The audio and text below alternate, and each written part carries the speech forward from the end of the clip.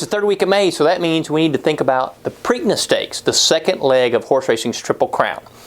It's run at Pimlico Racecourse in Baltimore, Maryland. Now, a lot of folks around Old Hilltop say they only run the Kentucky Derby to decide who's good enough to run in the Preakness. And to a certain degree, that's absolutely true. The Preakness is the springboard to the Triple Crown. Any horse can win on one day, such as the Kentucky Derby, but can you win back-to-back?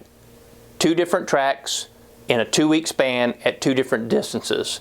And that's really the test. Okay, the Preakness is all about class.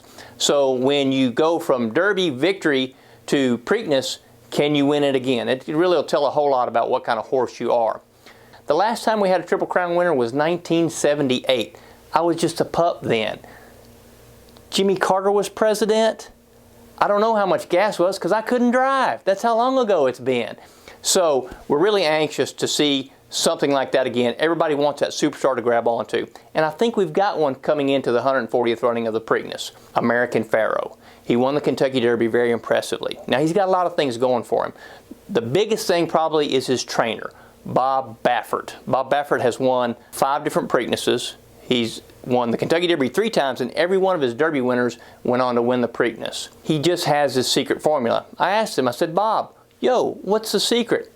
California's top conditioner told me pretty bluntly, it's about the horses. I've just had a lot of good horses. Now, there's not a lot of strategy that goes between the Derby and the Preakness because it's only a 2-week turnaround. So really, in this instance, you just want to keep your horses with the 3 H's. Happy, healthy of course, and hungry.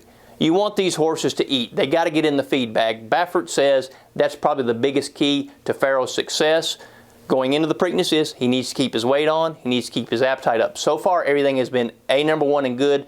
The horse has got his head all off in the feed bag. He's eating real good, and he looks really, really strong. He's maintained his weight.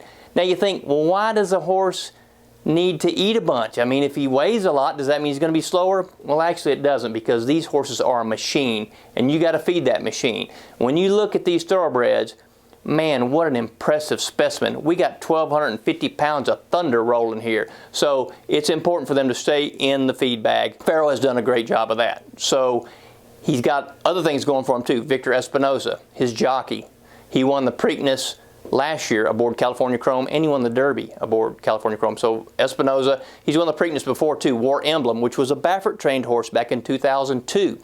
So Espinoza knows how to ride. It's going to be his decision whether he needs to be passenger or pilot. And he may have to be a little bit of both.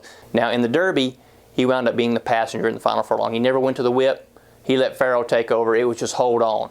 In the Preakness, it could be more the same. It's going to be a smaller field. There may be only 7 or 8 starters.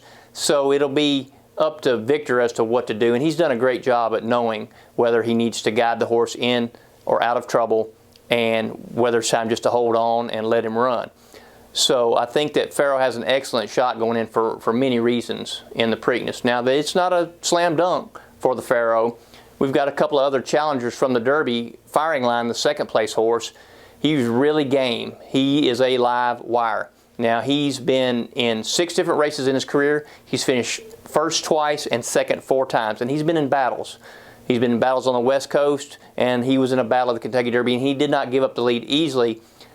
So he will certainly be a challenge. Now, the other big challenger is also a Bob Baffert trained horse, and that's Dortmund. He's a big leggy colt. He likes to stretch out and run. Reminds me a little bit of Shackelford that won the Preakness back in 2011. So he likes to get out front. If he gets loose on the lead, watch out. He could be dangerous as well. There'll be some other new shooters, Divining Rod. Danzig Moon also comes out of the Derby too. Those horses, do they have a shot to get in the money?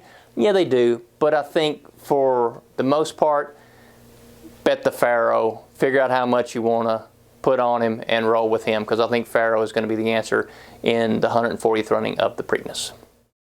My name's Danny Brewer. I'm a horse racing journalist, and I encourage you to check the sport out. Thoroughbred racing, it can give you a warm fuzzy in so many ways. Remember, if you got a hunch, bet a bunch. Back a horse and get paid.